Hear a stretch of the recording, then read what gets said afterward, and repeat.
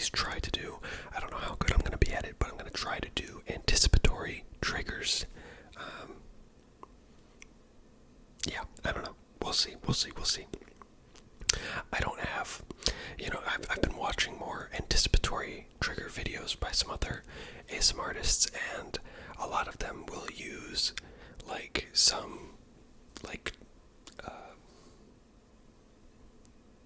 frequent trigger that they normally use, but then play it up for the anticipatory part of it. I feel like I don't really have any tropes on my channel. I don't know. I guess the only one would be the Listerine, maybe, but I don't know how I could really do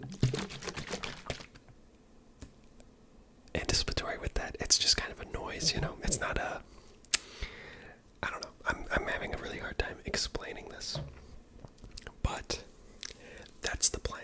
So that's what we're gonna try to do. Yeah, we'll see how it goes. I figured I could probably do some rhythmic or some kind of pattern setting.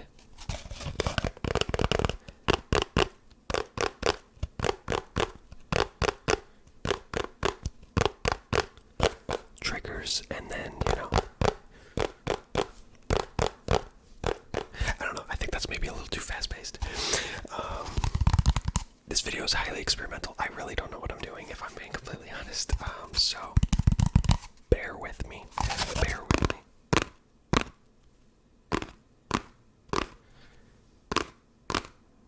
don't know, is that a good pace? Because see, the thing is if it's too fast, you don't have time to anticipate anything anyway. It's it needs to be slow enough that you can get ready for the next sound mentally, and then when it doesn't happen, it's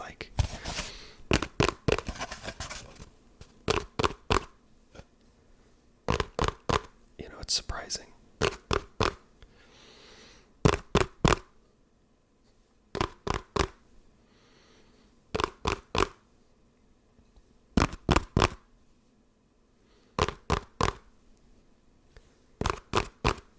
I don't know. It's also really hard for humans to be truly random. But I don't know. I'm gonna try my best. I don't know. I feel like that was bad timing. Like I said, I don't really think I'm gonna be that great at this. But we're giving it a shot.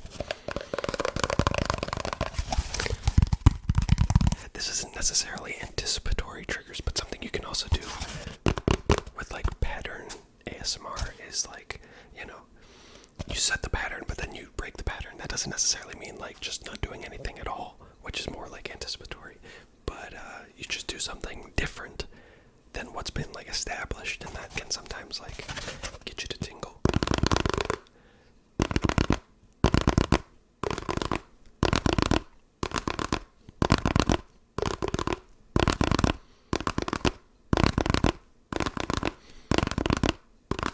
So if I do this for a while,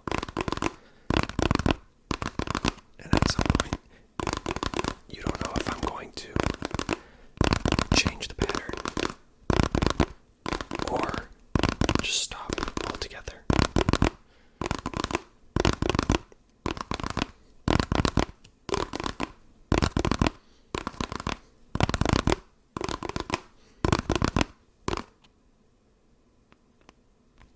I don't know.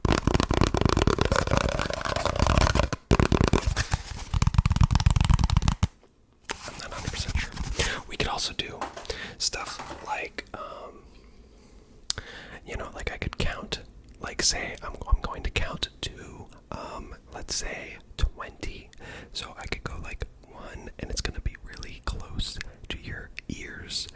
1, 2, 3, 4, 5, 6, 7, 8, 9, 10, 11, 12, 13, 14, 15, 16, 17, 18, 19. I don't know. Is that I mean, I guess you assumed that I was going to stop at some point if I make it all the way to the last number and I haven't stopped, and then I guess I kind of have to stop, right? I don't know how this works. I don't know the rules. We could do it again. We could try it again, but with a different number. Let's go to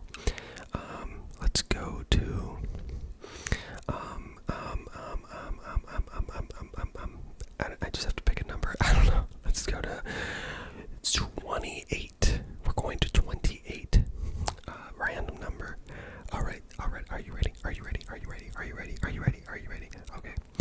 1, 2, 3, 4, 5, 6, 7, 8, 9, 10, 11.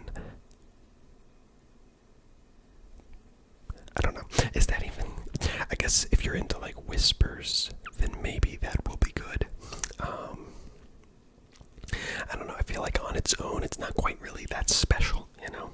Just to count and then stop counting. I don't know. Does that constitute anticipatory? I'm not sure, to be completely honest.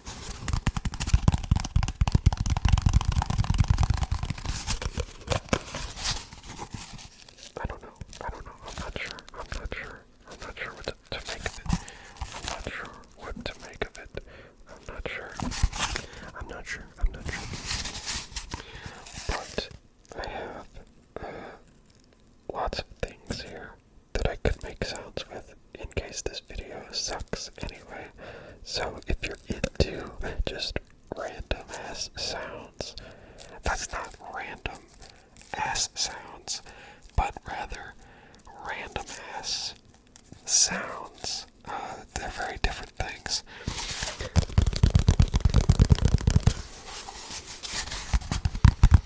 Alright, let's set a pattern, but let's use something other than the tube. Let's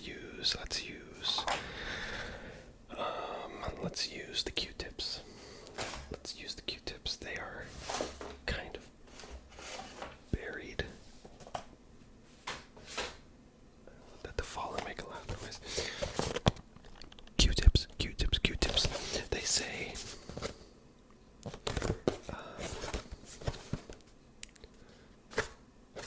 it says endless possibilities, but they also say not to use it in your ear. Warning: do not insert swab into ear canal. Entering the ear canal could cause injury if used to clean ears. That's what they say, but I use them in my ears because I break the rules. If I'm being completely honest, I feel like it's pretty easy to like avoid hurting yourself. You just don't push it in so far that it like hurts. Like, I don't know. Anyway, which side do we want to tap on? There's a paper side and a plastic side.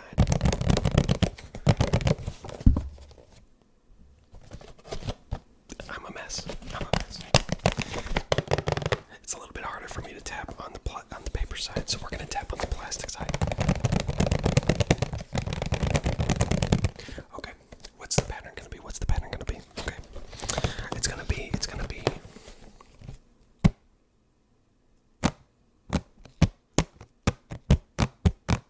We could do one side with fingernail tapping and one side with fingertip tapping.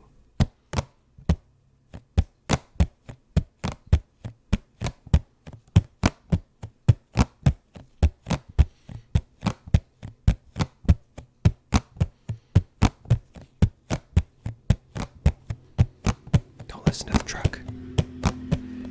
Or airplane, I don't know what that was. I think that was a truck or something.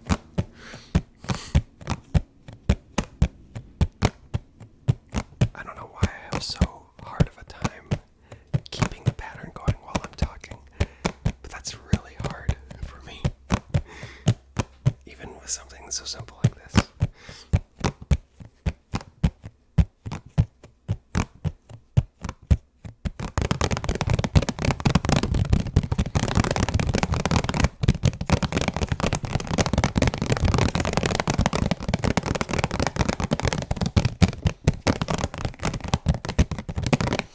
So that time it was just more of like a breaking the pattern. That wasn't really anticipatory.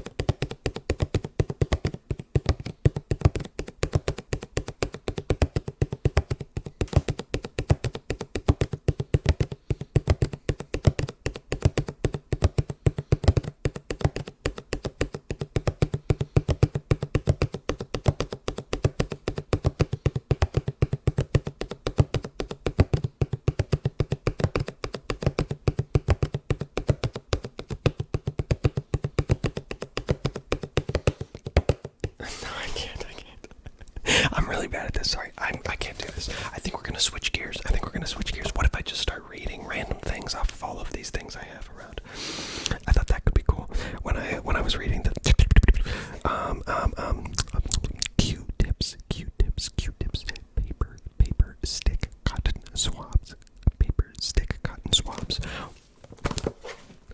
100% cotton. 100% cotton. I wonder if that includes the stick. Do you think the stick is also made out of cotton?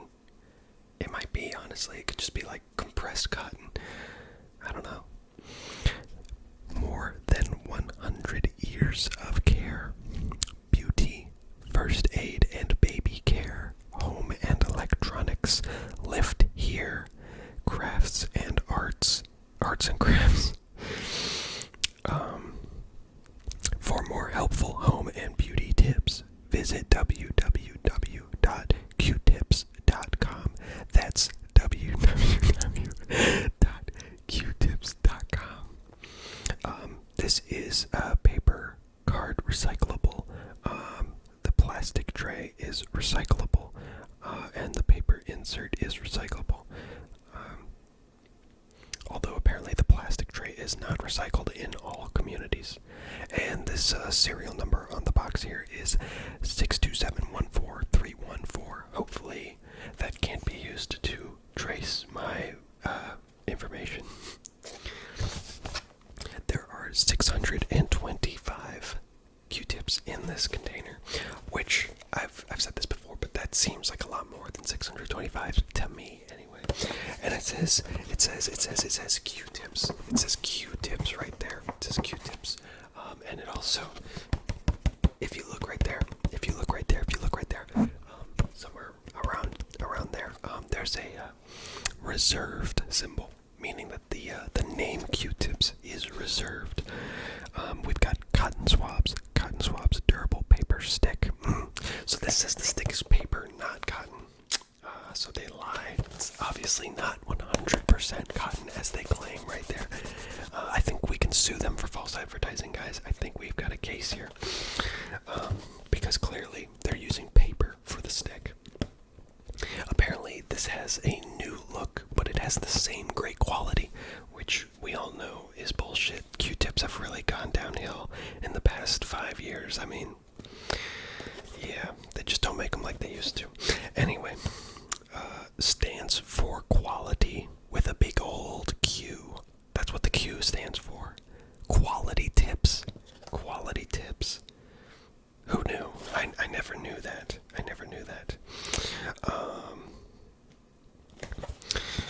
625 count listed again, just in case you forgot. And it's a part of the cotton company. The cotton company, I guess. I guess that's a thing. Let's see, what else? We've got a barcode. The numbers on the barcode are 3052152510002. Those are the numbers on the barcode, and I'm also going to describe the barcode to you. The barcode has one medium line. Well, here, because okay, so it's gonna be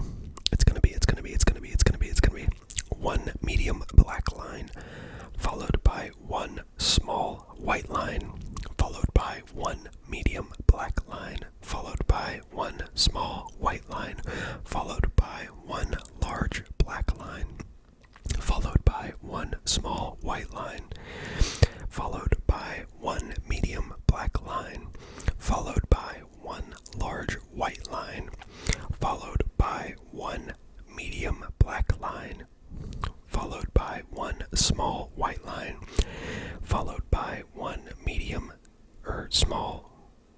No. I've messed up. I gotta start over. Okay. So it starts with one small black line, followed by one small white line, followed by one small black line, followed by one small white line, followed by one large black line, followed by one small white line, followed by one small black line, followed by one large white line, followed by one medium black line, followed by one small white line, followed by one small black line, followed by one small white line, followed by one medium black line, followed by one large white line, followed by one small black line, followed by one medium white line, followed by one small black line, followed by one medium white line, followed by one medium black line, followed by one medium white line, followed by one medium black line, followed by one medium white line, followed by one small black line, followed by one small white line, followed by one medium black line,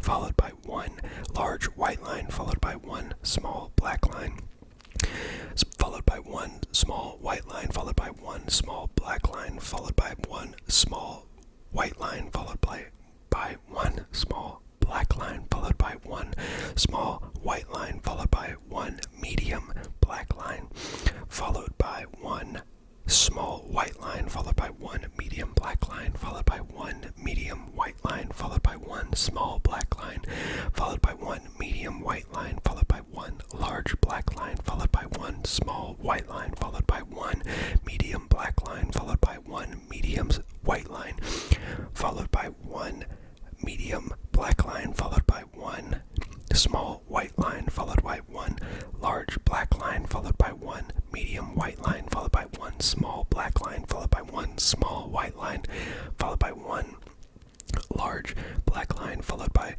one medium white line, followed by one small black line, followed by one small white line, followed by one medium black line, followed by one small white line, followed by one medium black line, followed by one medium white line, followed by one small black line, followed by one small white line, followed by one small black line. There you go.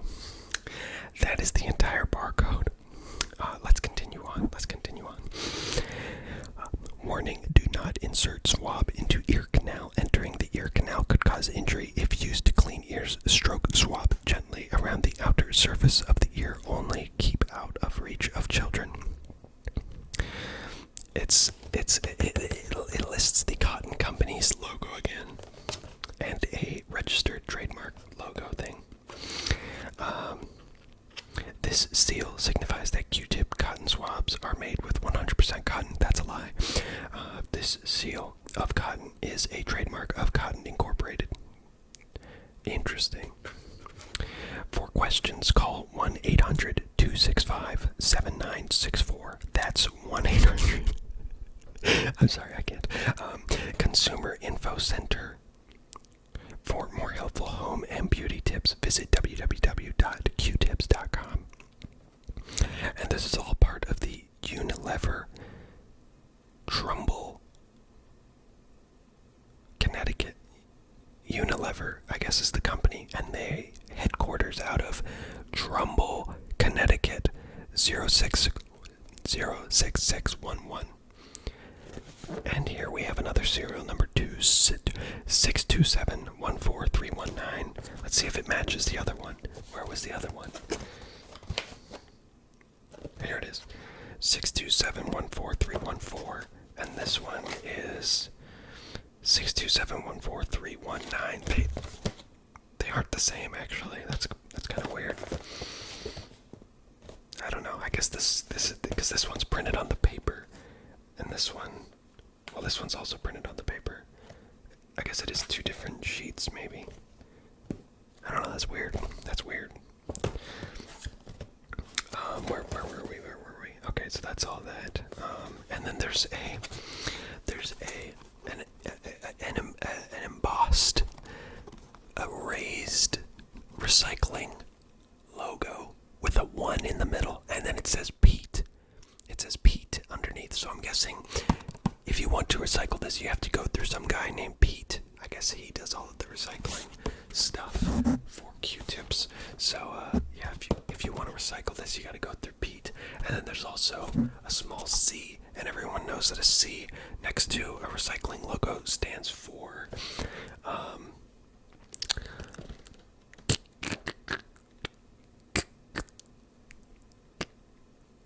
cat. I think they use cats to shred the plastic so that it can be recycled more efficiently. That's a new, environmentally friendly method of recycling that just recently got invented. Because obviously cats don't, they don't use fossil fuels like a machine would, so it's a little bit more environmentally friendly. But that's all of the obviously you'll have to make your own decision about what kind of cotton swab you want to buy. If I'm being honest, I went with Q-tips because it was the cheapest one I could find, which is kind of surprising because I thought that this was like the name brand. But yeah, they were pretty cheap. So there's that. As for the rest of this video, I have no idea. I went into this without an idea, and at this point, it's clear that the small semblance of an idea I may have had is long gone. It's long gone.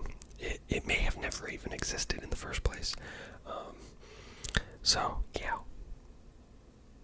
that's that. I guess while we're here, it is Wednesday as of me recording this video, and so it seems like Donald Trump has been elected. I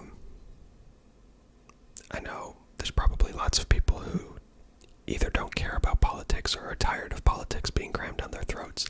I know firsthand because I've received probably in the realm of 200 to 300 political text messages as of the past month or so. That's not an exaggeration. I have literally gotten that many as of right now, because as of 2 weeks ago, I decided to stop deleting them because I was just I just want to know how many I have. And as of right now, I have, I think, 116 text messages unopened. So I have 116 as of about 2 weeks of time, and it's been going on pretty much the whole year, but it's been getting worse and worse as we've gotten closer to the election, so it's gotten really annoying.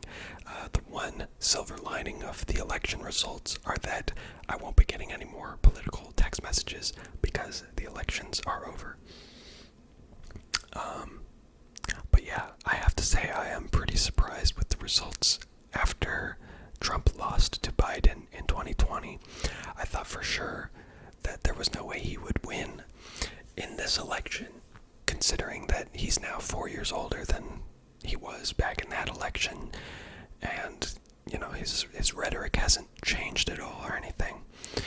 Not to mention, a lot of people claim that they see Harris as basically the same as Joe Biden, so their policies are pretty similar. So you'd think if he won back then he would win now. I don't know.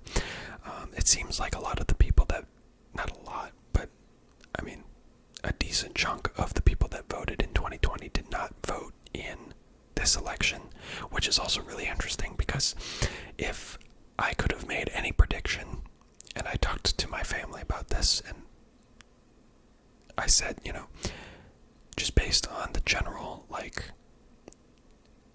the climate surrounding politics, it seemed like we were poised to have the greatest voter turnout of all time, potentially.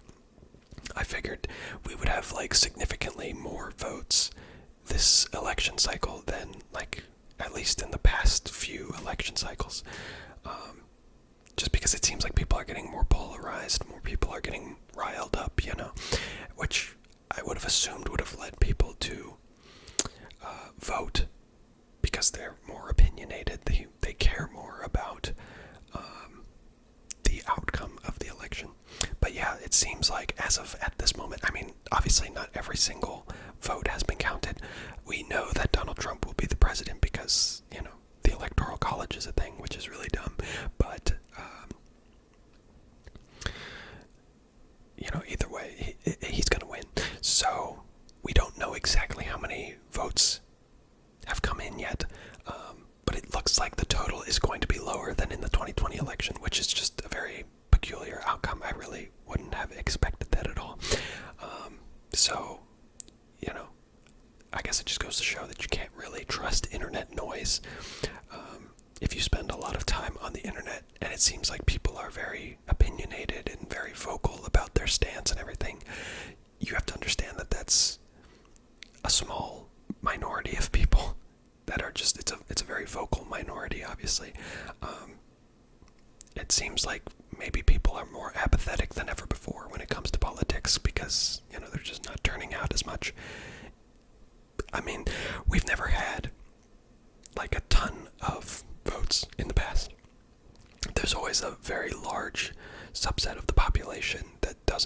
despite being able to. So that's like nothing new, but like I said, just having gone into it with the expectation that we were going to get a lot more votes just in total, for both sides. I was surprised to see that it was actually lower. I'm pretty sure for both sides it was lower. It was more lower for the Democratic side. But yeah, it was just interesting to see that. Yeah. It'll be interesting to see what happens. I'm particularly interested to see what happens with Ukraine and Russia. Donald Trump is a little infamous for having stated in the past that if he had been president in 2022 when Russia invaded Ukraine, that it would never have happened, and that once he became president, that he would have the situation settled within 24 hours. So I'm going to hold him to that. I'm going to, he's not sworn in as of right now, obviously, but, when that happens, he has 24 hours to solve that situation. Obviously, it's not going to happen, but yeah, it's going to be interesting to see what happens with that. My best guess is that the amount of aid being sent to Ukraine from America specifically is probably going to substantially decline.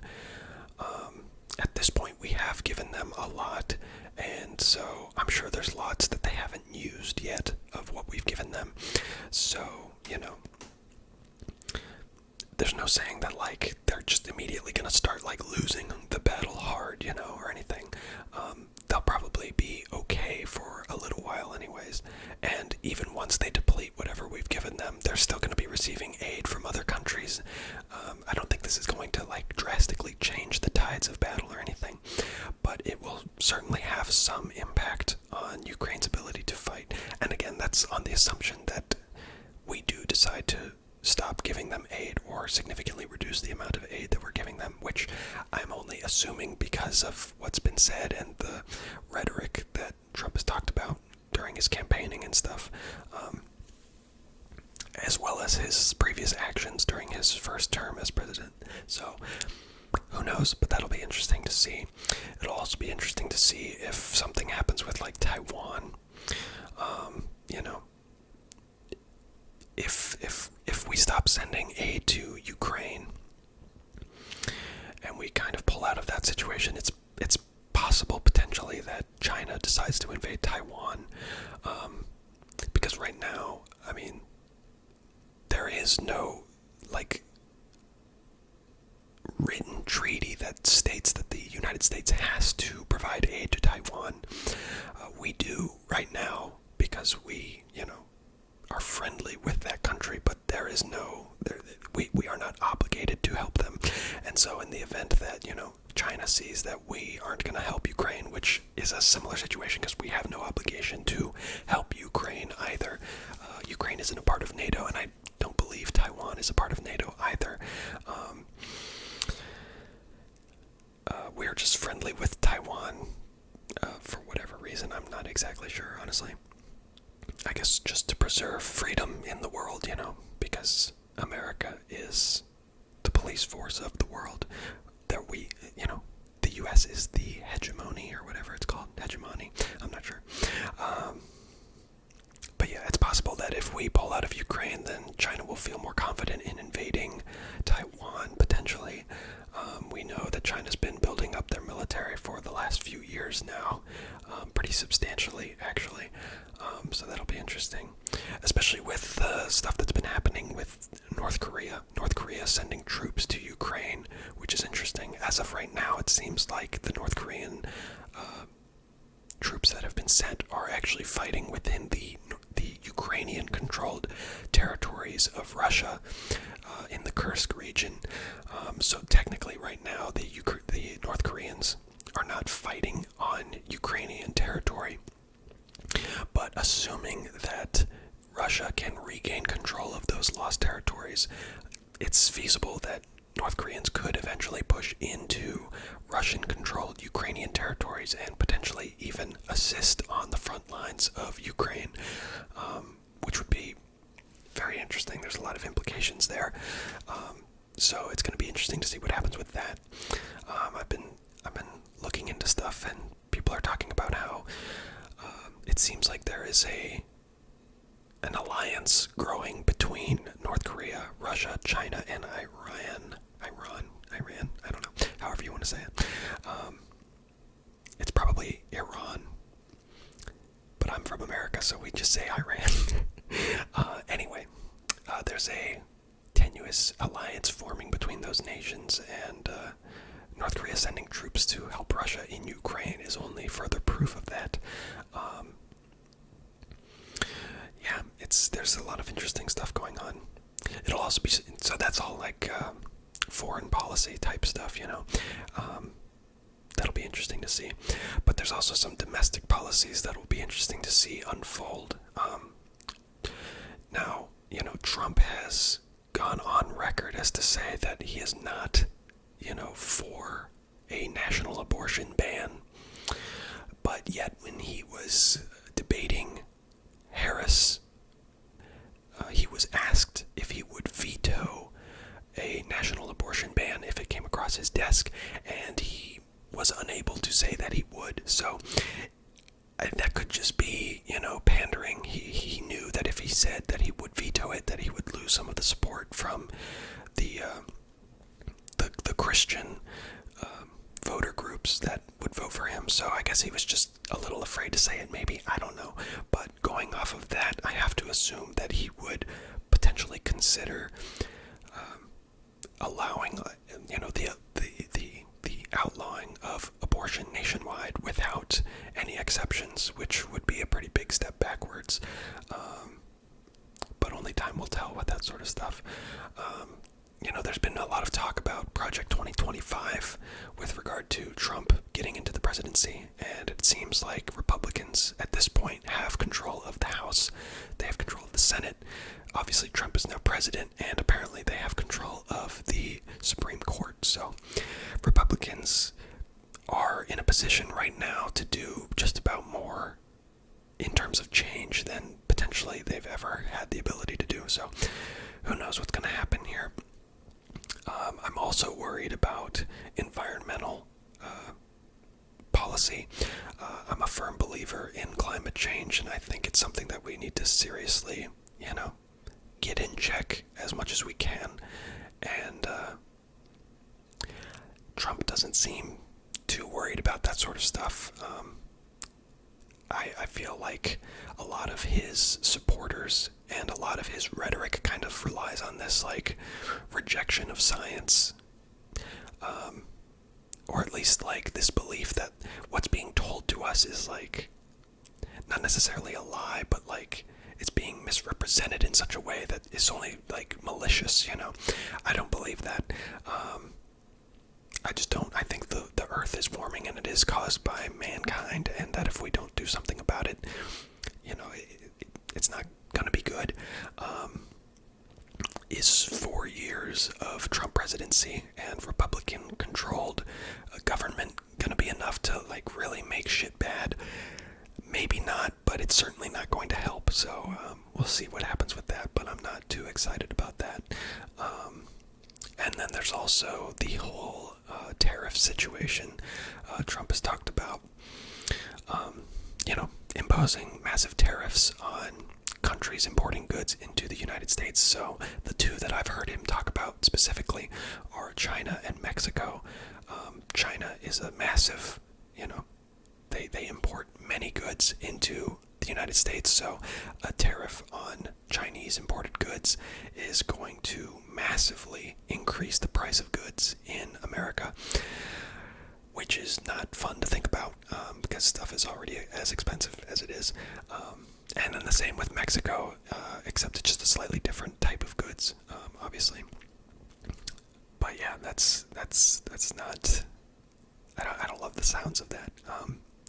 And he's made the claims that that's not gonna, trickle down to the consumer. That, I guess, these massive corporations that have already been proven to be about as greedy as one can possibly be, that they're just going to, absorb that cost into their bottom line, out of the goodness of their hearts. They're not going to pass that on to the consumer, no. yeah, that's definitely not going to happen. So it's going to be interesting to see how the prices of goods fluctuates over the coming months and years. Yeah, I mean, there's a lot of uncertainty right now. I don't know that I hold the opinion that a lot of Democrats seem to hold, which is like, we're doomed. Like, this is the end of liberty as it exists. Like, it could happen. It could. But over the 25 years that I've been alive, the one thing that has kind of always been true is that the thing that ends up happening is never quite as severe one way or the other as it can be made out to seem, you know. So it's like, I don't know. It could be bad. It could be bad. Don't get me wrong, but I don't know that this is going to be like the end of the United States or anything. I don't know that they'll be able to do that much damage, but only time will tell. But yeah, I am certainly concerned about a few things, and mostly just intrigued to see what ends up happening. You know, I don't know. Who knows? But there's a little ramble at the end of this one. Again, sorry, I know a lot of people don't like politics, apparently. I mean, like, a massive portion of the United States didn't vote despite having the ability to, so clearly people just don't care. People probably don't like talking about it. I get it, okay? But it is important regardless of what you think. And, you know, I think people should exercise the right to vote. And in fact, I don't consider voting really a right. I consider it an obligation. So to the people that didn't vote, shame on you. And one way or the other, if you would have voted for Trump,